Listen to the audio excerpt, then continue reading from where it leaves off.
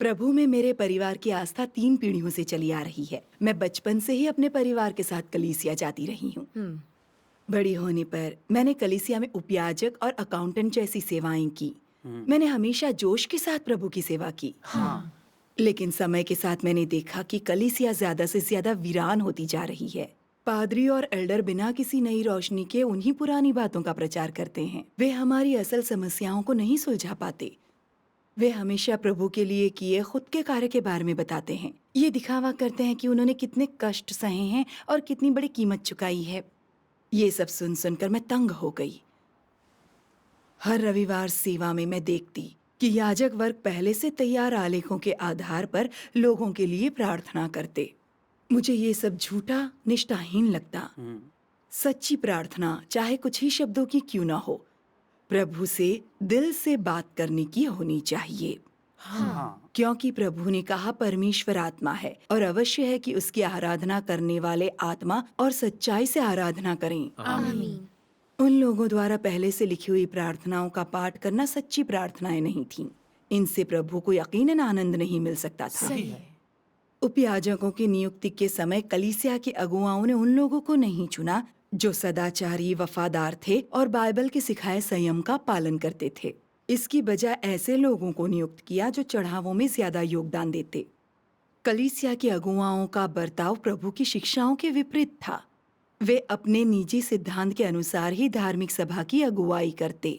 इस किस्म की कलीसिया में मुझे प्रभु का कोई मार्गदर्शन नजर नहीं आया। मैं पवित्र आत्मा के कार्य का अनुभव नहीं कर पाई और जीवन के लिए पोषण भी प्राप्त नहीं कर पाई। कलीसिया के अन्य सदस्य आध्यात्मिक रूप से कमजोर थे और उनकी आस्था घट रही थी। याजक वर्ग ने कलीसिया को पुनर्जीवित करने के उपाय ढूंढने की कोशिश की, जैसे कि विश्वासियों के लिए 1 दिन की यात्राएं और गर्मियों के शिविर आयोजित करना। लेकिन ये बस 4 दिन की चांदनी फिर अंधेरी रात जैसा रहा। सब लोग उदास थे और मैं भी कलीसिया में निराश थी। मुझे लगा कि ऐसी जगह परमेश्वर की आराधना करके मैं कुछ भी हासिल नहीं कर पाऊंगी।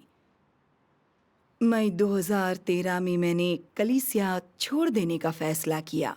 ओह, तो फिर क्या हुआ?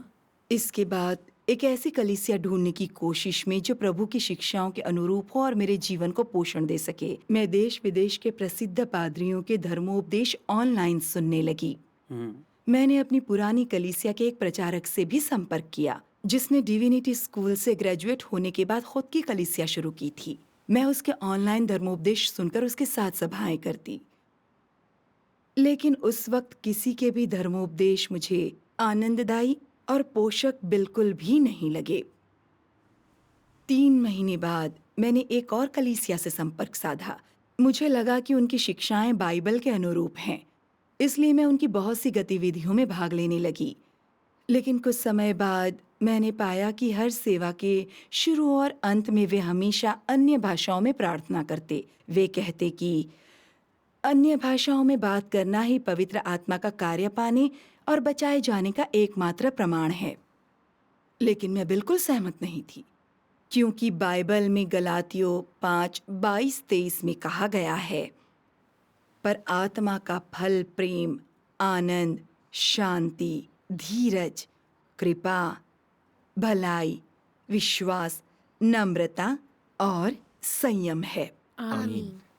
बाइबल की मेरी समझ ये है कि प्रभु के वचनों को समझकर अपने जीवन में पवित्र आत्मा के 9 फलों को पाना ही शुद्ध आस्था और पवित्र आत्मा के कार्यों को हासिल करने का प्रमाण है। आमीन। सही है। और सेवाओं में पादरी हमेशा किसी नई रोशनी के बिना उन्हीं पुरानी बातों का बार बार प्रचार करते। धर्मोपदेश के दौरान सभा में शामिल ज्यादातर लोग ऊँघने लगते। वे महज नाम के लिए भाग लेते। ज्यादातर लोग नकारात्मक और मायूस रहते। मैं वो आनंद नहीं देख पाई जो लोगों को प्रभु की आराधना करते समय मिलना चाहिए। ऐसी लापरवाही देखकर मैं सोचती, क्या प्रभु लोगों को लापरवाही से यूं ही कुछ भी करते हुए देखकर खुश होता है? क्या सेवा के दौरान प्रभु वास्तव में हमारे साथ होता है? फिर मैंने प्रकाशित वाक्य के इन वचनों को याद किया। लौदीकिया की कलीसिया के दूत को ये लिख, मैं तेरे कामों को जानता हूं कि तू न तो ठंडा है और न गर्म। भला होता कि तू ठंडा या गर्म होता, इसलिए कि तू गुनगुना है और न ठंडा है और न गर्म। मैं तुझे अपने मुंह में से उगलने पर हूँ। आमीन। क्या इस कलीसिया का हाल भी लौदीकियाओं की कलीसिया जैसा नहीं है? इस कलीसिया में भी मेरी आध्यात्मिक जरूरतें पूरी नहीं हो सकती थीं। मैं अभी भी बेसहारा और खाली महसूस कर रही थी। मैंने देखा कि मैं जिस किसी भी कलीसिया से होकर गुजरी सब एक जैसी हैं। सभी लोग नियमों से चिपके हुए थे, सेवाओं में औपचारिकताएं निभा रहे थे, लेकिन मुझे पवित्र आत्मा के कार्य या मार्गदर्शन का अनुभव नहीं हो पाया। मैं सच में बहुत दुखी थी। उस वक्त मेरी एक ही आशा थी कि प्रभु शीघ्र वापस आकर हमारी अगुवाई करेगा। मैं प्रभु से अक्सर प्रार्थना करती, हे प्रभु, तुम कब वापस आओगे? मैं और भी ज्यादा आतुरता से प्रभु के वापस आने और अपने जीवन को पोषण देने वाली कलीसिया को ढूंढ पाने की आशा करने लगी। मैंने निरंतर ऑनलाइन तलाश करना शुरू कर दिया। मौका मिलते ही मैं परमेश्वर की वाणी और परमेश्वर के पद चिन्ह जैसे शब्द तलाशती, जिनका संदर्भ परमेश्वर के प्रकटन से है। 27 जनवरी 2016 की सुबह मैंने ऑनलाइन प्रभु के वापस आने के बारे में जानकारी खोजी। एकाएक मेरी नजर एक वीडियो पर पड़ी और मैंने ऐसे वचन सुने जिनसे मेरे दिल में हलचल मच गई। मैं आपको पढ़कर सुनाती हूँ। ठीक है। मेरा राज्य समस्त ब्रह्मांड के ऊपर आकार ले रहा है और मेरा सिंहासन हजारों लाखों लोगों के हृदयों में प्रभुत्व वाला हो रहा है। स्वर्ग दूतों की सहायता से मेरी महान उपलब्धि शीघ्र ही फलित हो जाएगी। मेरे सभी पुत्र और लोग मेरे साथ उनके फिर से एक होने और फिर कभी अलग न होने की चाहना करते हुए सांस रोककर मेरे आगमन की प्रतीक्षा करते हैं। मेरे राज्य की असंख्य आबादी मेरे उनके साथ होने की वजह से हर्षित उत्सव में एक दूसरे की ओर क्यों नहीं भाग सकती है? क्या ये कोई ऐसा पुनर्मिलन हो सकता है जिसके लिए कोई कीमत चुकाने की आवश्यकता नहीं है? मैं सभी मनुष्यों की नजरों में सम्मानित हूँ। सभी के वचनों में मेरी घोषणा होती है। इसके अलावा जब मैं लौटूंगा तब मैं शत्रु की सभी ताकतों को जीतूंगा। आमीन। परमेश्वर के वचनों में ऐसा परमेश्वर अधिकार है। महान सच है। है। हालांकि मैं इन वचनों की हर बात नहीं समझ पाई। जब मैंने सुना कि मेरा राज्य समस्त ब्रह्मांड के ऊपर आकार ले रहा है और मेरा सिंहासन हजारों लाखों लोगों के हृदयों में प्रभुत्व वाला हो रहा है। इसके अलावा जब मैं लौटूंगा तब मैं शत्रु की सभी ताकतों को जीतूंगा। मुझे सचमुच महसूस हुआ कि प्रत्येक वचन में अधिकार और सामर्थ्य है। ये वचन हर इंसान नहीं बोल सकता। मैं तुरंत चौकन्नी होकर बैठ गई और पूरे ध्यान से सुनने लगी। अच्छा, फिर मैंने वीडियो में ये सुना, समय आ गया है, मैं अपने कार्य को गति दूंगा। मैं मनुष्यों के बीच राजा के रूप में शासन करूंगा। मैं लौटने की कगार पर हूँ और मैं प्रस्थान करने ही वाला हूँ। यही है वह जिसकी हर कोई आशा कर रहा है। यही है वह जिसकी वे अभिलाषा करते हैं। मैं संपूर्ण मानव जाति को मेरे दिन के आगमन को देखने दूंगा और मेरे दिन के आगमन का स्वागत आनंद से करने दूंगा। मैं जितना अधिक सुनती उतना ही मुझे लगता कि ये वचन बहुत अधिकारपूर्ण और प्रेरक हैं। हाँ। मैं सोचती, ये वचन आखिर कहाँ से आए हैं? वीडियो के अंत में मैंने ये पंक्ति पढ़ी, वचन देह में प्रकट होता है से उद्धृत। इस किताब के लिए मैंने तुरंत 2 ईसाई किताब की दुकानों को फोन किया, लेकिन दोनों ही दुकानों ने इस किताब के न होने की बात कही। मुझे बहुत निराशा हुई। लेकिन फिर मैंने देखा कि वीडियो के अंत में एक संपर्क नंबर दिया हुआ है। मैंने तुरंत वहां फोन किया। एक बहन ने जवाब दिया। हमारी बातचीत से मुझे पता चला कि इस पुस्तक को पैसे देकर नहीं खरीदा जा सकता। सच है। मुझे लगा कि जो वचन मैंने सुने वो बहुत मूल्यवान हैं, और इसलिए मैंने उनसे कहा कि मुझे ये किताब पढ़नी ही है। और फिर हमने मुलाकात का वक्त भी तय कर लिया। सही कहा। परमेश्वर का धन्यवाद। 5 फरवरी 2016 को बहन वांग और बहन जिन मेरे घर आईं। मैंने हाल के वर्षों में कलीसियाओं के हालात के बारे में चर्चा की। ये भी बताया कि मैं ऐसी कलीसिया की तलाश में हूँ जिसमें पवित्र आत्मा का कार्य हो जो मुझे जीवन का पोषण दे सके। उन्होंने मुझसे पूछा, आप सर्वशक्तिमान परमेश्वर के वचनों के बारे में क्या सोचती हैं? मैंने कहा, ये सच में अधिकार और सामर्थ्य से भरे हैं। कोई भी इंसान ऐसे वचन नहीं बोल सकता। ये परमेश्वर की वाणी जैसे लगते हैं। बहन वांग ने जवाब दिया, ये वचन परमेश्वर की वाणी ही है। ये वचन वापस आए हुए प्रभु यीशु देहधारी सर्वशक्तिमान परमेश्वर द्वारा बोले गए हैं। सर्वशक्तिमान परमेश्वर अंत के दिनों में परमेश्वर के घर से शुरू करके न्याय का कार्य करता है। वह इंसान को शुद्ध कर बचाने वाला संपूर्ण सत्य व्यक्त करता है। वो खुलासा करता है कि परमेश्वर की 6000 साल वाली प्रबंधन योजना के सभी रहस्य क्या हैं, इंसान को बचाने के परमेश्वर के तीनों चरणों के कार्य और देह धारण के रहस्य क्या हैं, बाइबल के पीछे की अंदरूनी कहानी क्या है, शैतान इंसान को कैसे भ्रष्ट करता है, परमेश्वर इंसान को कैसे बचाता है, पाप से लोगों को कैसे शुद्ध करता है, इंसान का अंत क्या होगा, लोग कैसे खोज करें ताकि वे बचाए जा सकें और परमेश्वर के राज्य में प्रवेश कर सकें, आदि आदि। परमेश्वर ये सभी सत्य हमारे साथ साझा करता है। आमीन। इससे प्रभु यीशु की ये भविष्यवाणी पूरी होती है, मुझे तुमसे और भी बहुत सी बातें कहनी हैं, परंतु अभी तुम उन्हें सह नहीं सकते। परंतु जब वह अर्थात सत्य का आत्मा आएगा तो तुम्हें सब सत्य का मार्ग बताएगा, क्योंकि वह अपनी ओर से न कहेगा, परंतु जो कुछ सुनेगा वही कहेगा और आने वाली बातें तुम्हें बताएगा। आमीन। वचन देह में प्रकट होता है में स्वयं परमेश्वर द्वारा अंत के दिनों में व्यक्त किए हुए वचन हैं। ये परमेश्वर द्वारा हमें दिया गया जीवन जल है, अनंत जीवन का मार्ग है। हमें जीवन के पोषण के लिए सिर्फ मेमने के पद चिन्हों का अनुसरण कर परमेश्वर द्वारा व्यक्त वचनों को हासिल करना है। फिर हमारी सूखी आत्माओं को पोषण और सिंचन प्राप्त होगा। सही है। उनकी इस बात से मैं हैरान हो गई। मैंने सोचा, प्रभु वाकई वापस आ गया है। क्या सर्वशक्तिमान परमेश्वर वापस आया हुआ प्रभु यीशु है? हालांकि मैं जानती हूँ कि प्रभु यीशु वापस आएगा, फिर भी मैं उस सर्वशक्तिमान परमेश्वर को स्वीकार नहीं कर पा रही थी जिसकी उन्होंने गवाही दी। फिर मैंने फरीसियों के बारे में सोचा जो हमेशा मसीहा के आने का इंतजार करते रहे थे, लेकिन प्रभु यीशु के कार्य करने के लिए आने पर उन्होंने उसे मानने से इनकार कर दिया। वे अड़ियल होकर अपनी धारणाओं से चिपके रहे, पागलों की तरह प्रभु यीशु की निंदा और तिरस्कार करते रहे और अंत में उन्होंने उसे सूली पर चढ़वा दिया। उन्होंने परमेश्वर के स्वभाव का अपमान किया, परमेश्वर द्वारा शापित और दंडित हुए। ये खून से लिखा हुआ सबक था। हाँ।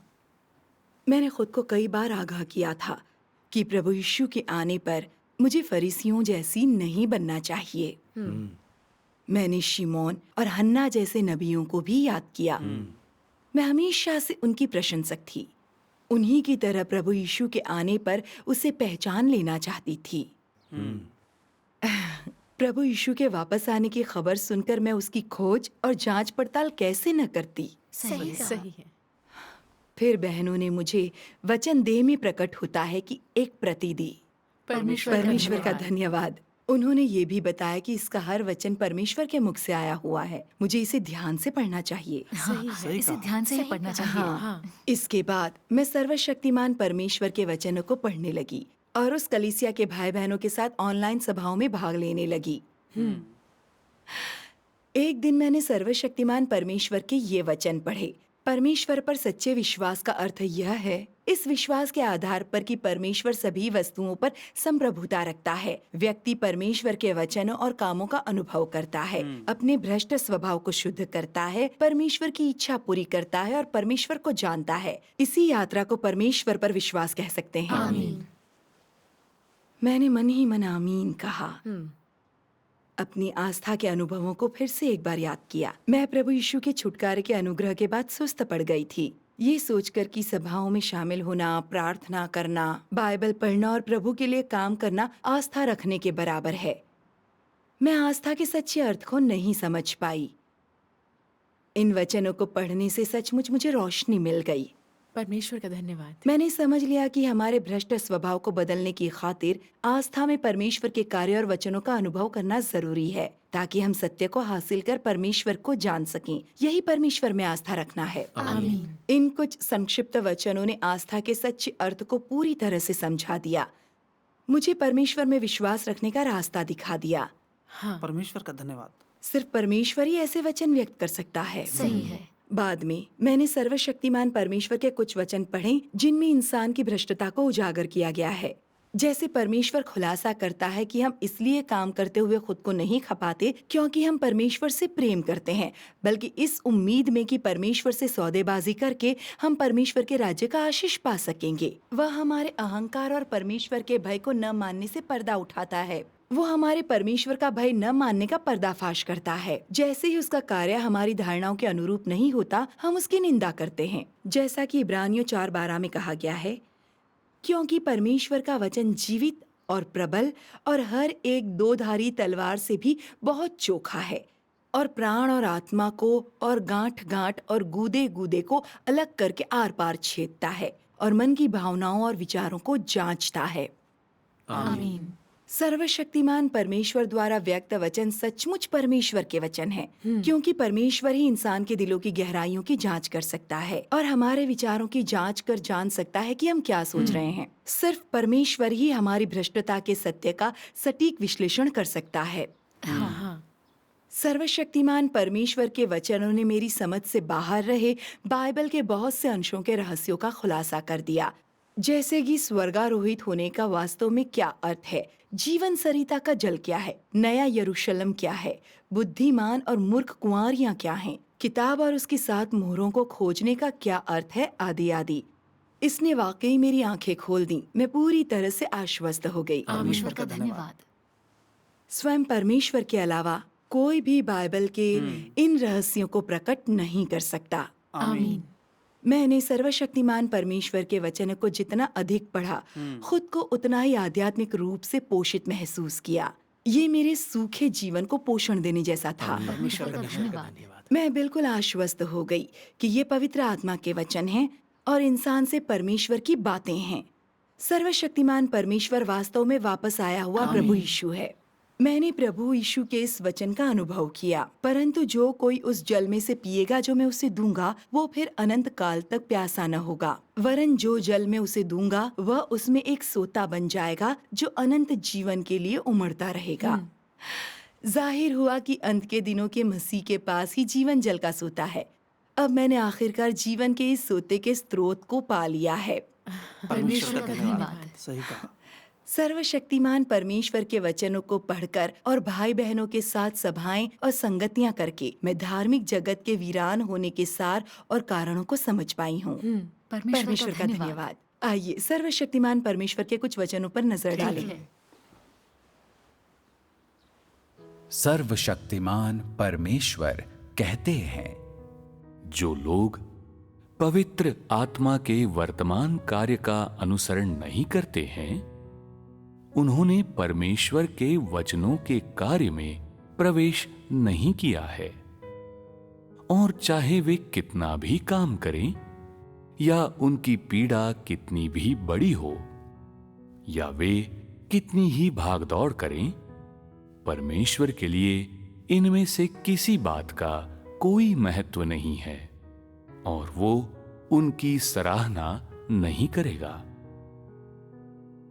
आज जो लोग परमेश्वर के वर्तमान वचनों का पालन करते हैं, वे पवित्र आत्मा की धारा में हैं।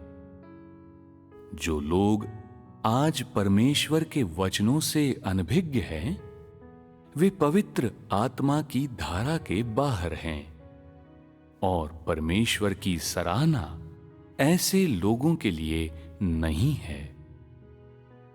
वो सेवा जो पवित्र आत्मा की वर्तमान उक्तियों से विभाजित हो, वो देह की और धारणाओं की सेवा है और ये परमेश्वर की इच्छा के अनुसार होने में असमर्थ है। यदि लोग धार्मिक अवधारणाओं में रहते हैं, तो वे ऐसा कुछ भी करने में असमर्थ होते हैं जो परमेश्वर की इच्छा के लिए उपयुक्त हो। और भले ही वे परमेश्वर की सेवा करें, वे अपनी कल्पना और अवधारणाओं के घेरे में सेवा करते हैं और परमेश्वर की इच्छा के अनुसार सेवा करने में पूरी तरह से असमर्थ होते हैं।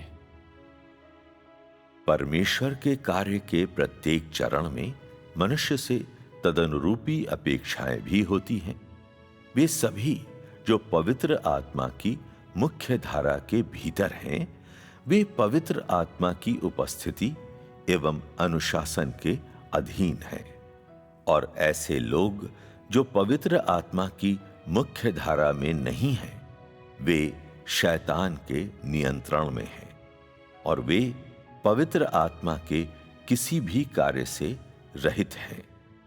वे लोग जो पवित्र आत्मा की मुख्य धारा में हैं, वे ऐसे लोग हैं जो परमेश्वर के नए कार्य को स्वीकार करते हैं।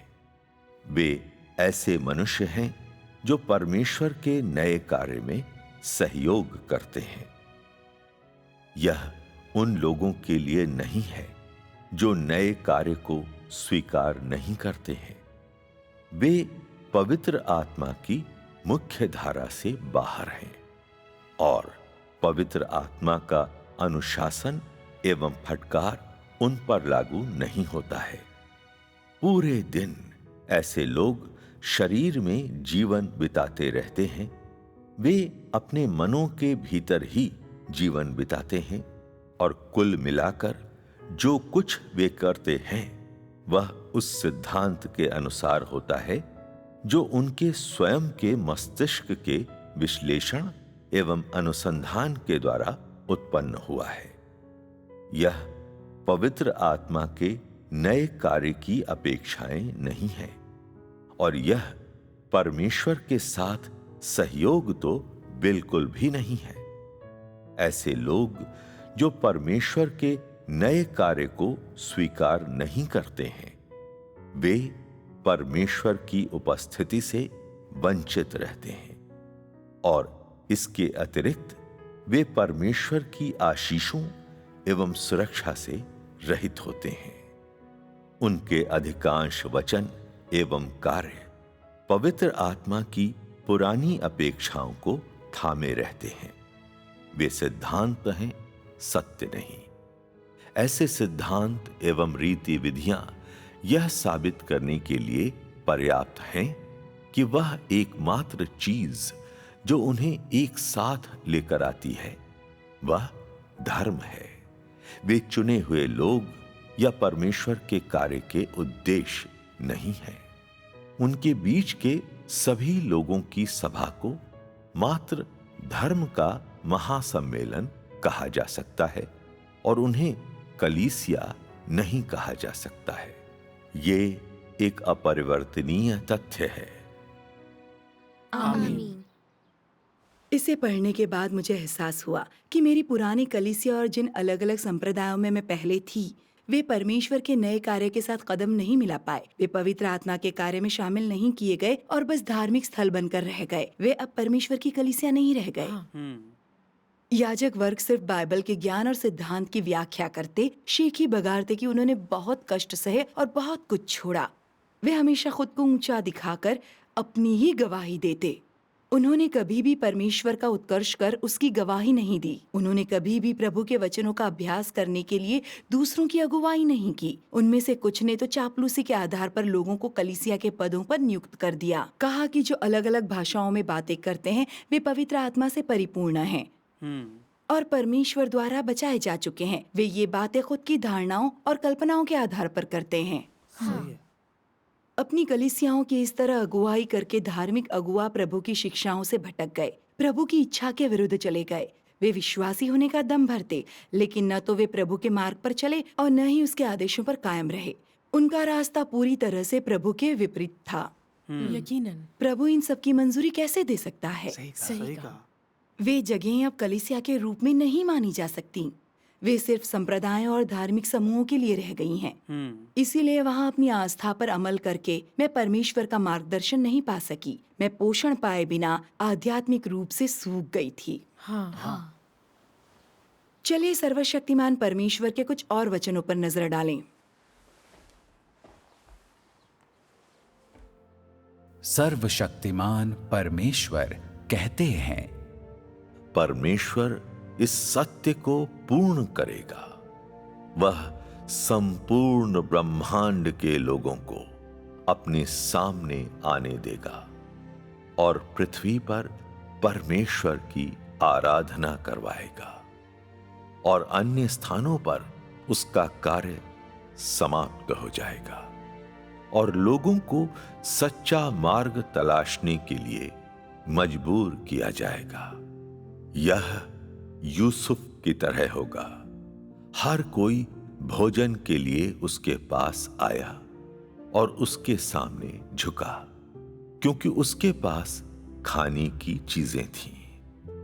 अकाल से बचने के लिए लोग सच्चा मार्ग तलाशने के लिए मजबूर हो जाएंगे।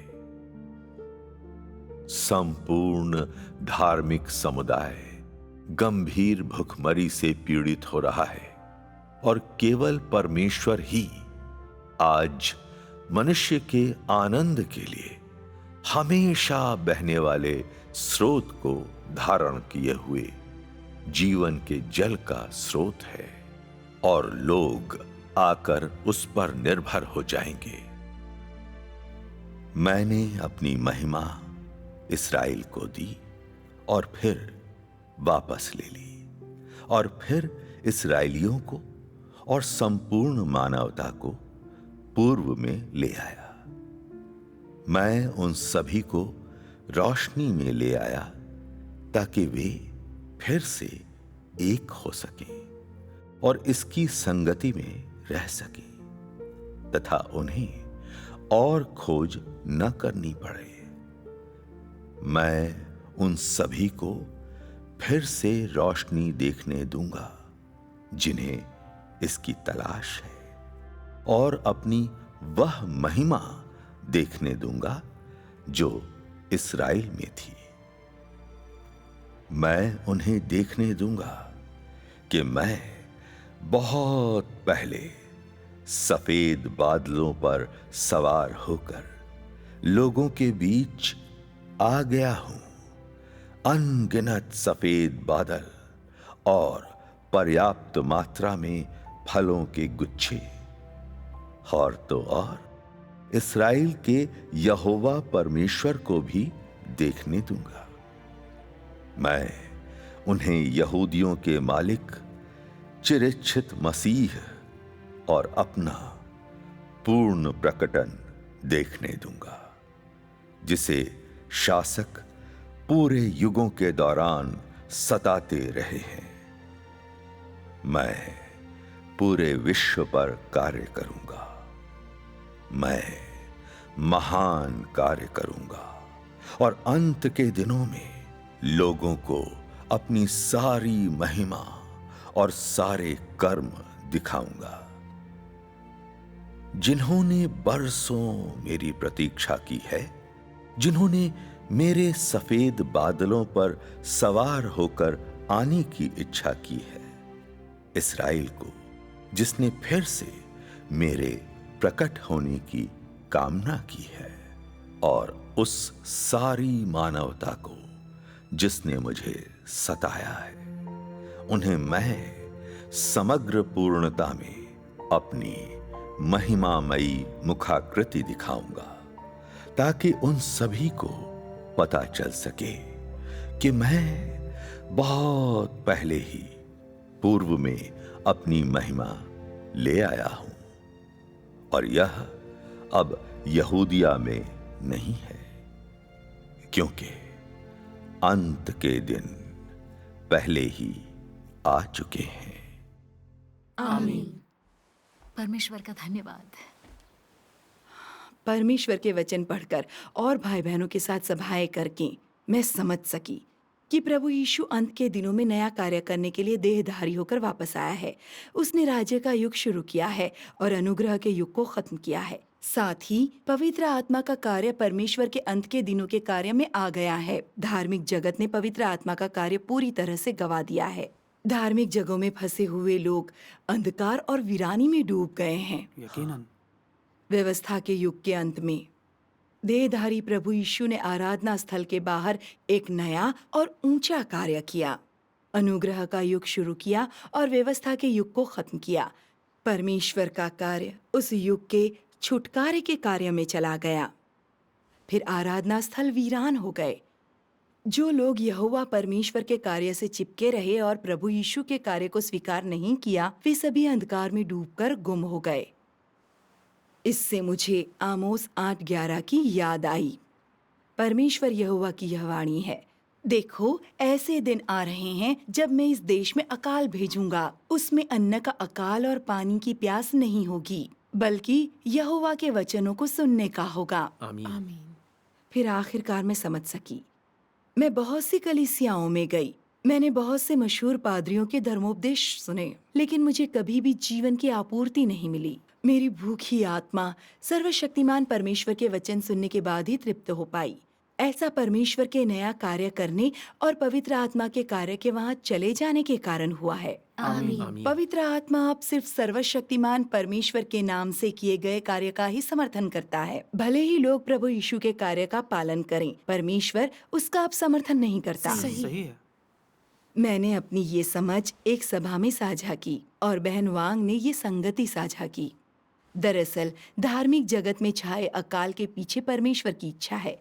धर्म में अकाल पड़ने से परमेश्वर में सच्चा विश्वास रखने वाले और सत्य से प्रेम करने वाले लोग धर्म को छोड़ देते हैं, ताकि पवित्र आत्मा द्वारा कलीसिया से कही गई बातों को खोज सकें, परमेश्वर के प्रकटन और कार्य को खोज सकें। परमेश्वर की वाणी सुनने और न्याय कार्य को स्वीकारने वाले बुद्धिमान कुंवारियां हैं। वे परमेश्वर के सामने ले जाए जाएंगे। आमीन। वे सर्वशक्तिमान परमेश्वर के वचनों के न्याय, शुद्धिकरण और पूर्ण किए जाने की प्रक्रिया से गुजरते हैं और इस सत्य को समझ लेते हैं कि शैतान ने उन्हें किस तरह भ्रष्ट किया है। उनका अहंकारी, कुटिल, मक्कार, शैतानी स्वभाव धीरे धीरे शुद्ध होकर बदल जाता है। वे परमेश्वर को जानकर जीवन में आगे बढ़ने लगते हैं। वे परमेश्वर के सामने समर्पण कर वफादार होने की गवाहियां पेश करते हैं। आमीन। परमेश्वर का धन्यवाद। वे परमेश्वर द्वारा विपत्तियों से पहले बनाए गए विजेता हैं। वे पहले फल हैं। इससे प्रकाशित वाक्य की ये भविष्यवाणी पूरी होती है।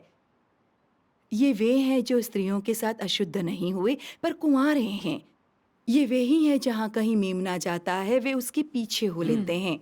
ये तो परमेश्वर के निमित्त पहले फल होने के लिए मनुष्यों में से मोल लिए गए हैं। आमीन। परमेश्वर द्वारा विजेताओं के इस समूह को बना लिए जाने के बाद परमेश्वर के घर से शुरू करके किया जाने वाला देहधारी परमेश्वर का न्याय कार्य पूरा हो जाएगा। इसके बाद वो विपत्तियां बरसाएगा, नेक लोगों को पुरस्कृत करेगा और दुष्टों को दंड देगा। फिर जिन्होंने उसके न्याय कार्य को नहीं स्वीकारा, सर्वशक्तिमान परमेश्वर की निंदा की, वे विपत्तियों में बिखर कर रोएंगे और दांत पीसेंगे। परमेश्वर द्वारा शुद्ध किए गए लोग ही उसका संरक्षण पाएंगे और आखिरकार परमेश्वर के राज्य में लाए जाने के लिए जीवित बचेंगे। आमीन। बहन की संगति से मैं परमेश्वर के कार्य और उसकी इच्छा को समझ सकी। मुझे लगा कि परमेश्वर का प्रेम बहुत वास्तविक है। परमेश्वर ने मुझे अलग नहीं छोड़ा, बल्कि मेरे अपने जीवन काल में प्रभु यीशु की वापसी का स्वागत करने दिया। उसने मुझे इन सभी वचनों की आपूर्ति की और मुझे बहुत सारा सत्य दिया। मेरी सूखी आत्मा को पूरी तरह पोषित किया। मैं इस बारे में जितना अधिक सोचती हूँ उतना ही खुद को धन्य पाती हूँ। परमेश्वर का धन्यवाद। परमेश्वर का धन्यवाद। मैंने परमेश्वर के ये वचन भी पढ़े, जीवन का मार्ग कोई ऐसी चीज नहीं जिसे कोई भी धारण कर ले। नहीं, इसे हर कोई आसानी से प्राप्त कर सकता है, क्योंकि जीवन केवल परमेश्वर से आता है।